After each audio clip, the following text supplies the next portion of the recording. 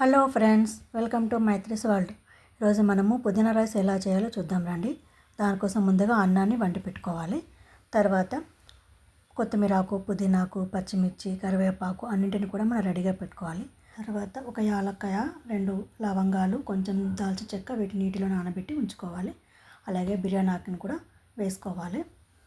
తర్వాత వీటన్నింటిని కూడా మనము మిక్సీ పట్టుకోవాలి. ఒక చిన్న జార్ తీసుకొని అందులో ఈ గుప్పడంత పుదీనాకు, తర్వాత కొంచెం కరివేపాకు, అలాగే కొత్తిమీర ఆకును కట్ చేసి వేసుకోవాలి.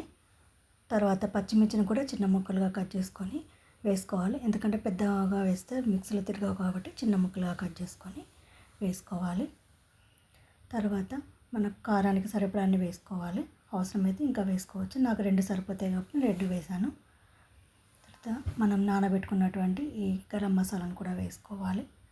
తర్వాత బిర్యానీ ఆకును కూడా చుంచి వేసుకోవాలి. తర్వాత తగినంత ఉప్పు వేసుకొని దీన్ని మిక్సీ పట్టుకోవాలి. చాలా మెత్తగా మిక్సీ పట్టుకోవాలి. తర్వాత దీన్ని మనం ఒక ప్యాన్ పెట్టుకొని, ప్యాన్ వేడెక్కాక అందులో ఆయిల్ వేసుకొని, ఆయిల్ కూడా వేడెక్కాక అందులో ఒక పావు టీ స్పూన్ సాజీరా వేస్తున్నాను.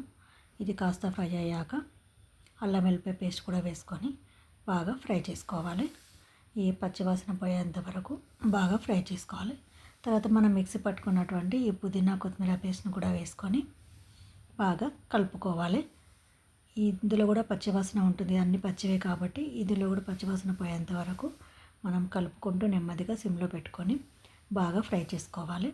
తర్వాత తగినంత పసుపు వేసుకోవాలి. మరి కాసేపు కలుపుతూ నెమ్మదిగా ఫ్రై చేసుకోవాలి. నేను ఇదంతా కూడా 1 గ్లాసు రైస్ కోసం మాత్రమే ప్రిపేర్ చేస్తున్నాను. కొలతలు అనేవి మీ ఇష్ట ప్రకారం వేసుకోవచ్చు, అంటే ఒక్కొక్కరు టేస్ట్ ప్రకారం వేసుకోవచ్చు. తర్వాత ఈ పేస్ట్లో నుంచి ఆయిల్ బయటకు వచ్చేంత వరకు బాగా ఫ్రై చేసుకోవాలి. ఇలా ఆయిల్ బయటకు వచ్చిన తర్వాత మనము ముందుగా వండి పెట్టుకున్నటువంటి రైస్ని కూడా వేసుకొని బాగా కలుపుకోవాలి. ఈ పుదీనా ఫ్లేవర్ అంతా కూడా రైస్కి పట్టేంత వరకు బాగా కలుపుతూ సిమ్లో పెట్టుకొని బాగా ఫ్రై చేసుకోవాలి. అవసరమైతే ఉప్పు టేస్ట్ చూసుకొని కావాలంటే మళ్ళీ వేసుకోవచ్చు. ఇలాగే అది బాగా వేడయ్యేంత వరకు బాగా ఫ్రై చేసుకోవాలి. అంతే అండి, వేడివేడిగా పుదీనా రైస్ రెడీ అయిపోయినట్టే. ఇది లంచ్ బాక్స్లోకి చాలా బాగుంటుంది. పిల్లలకు కానీ పెద్దలకు కానీ చాలా టేస్టీగా ఉంటుంది. మీరు కూడా ట్రై చేసి చూడండి.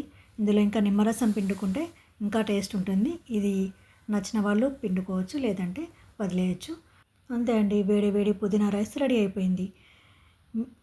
మీరు కూడా ట్రై చేసి చూడండి. మీకు ఈ వీడియో కనుక నచ్చినట్టయితే లైక్ చేయండి, షేర్ చేయండి, మరియు సబ్స్క్రైబ్ చేయడం మాత్రం మర్చిపోకండి.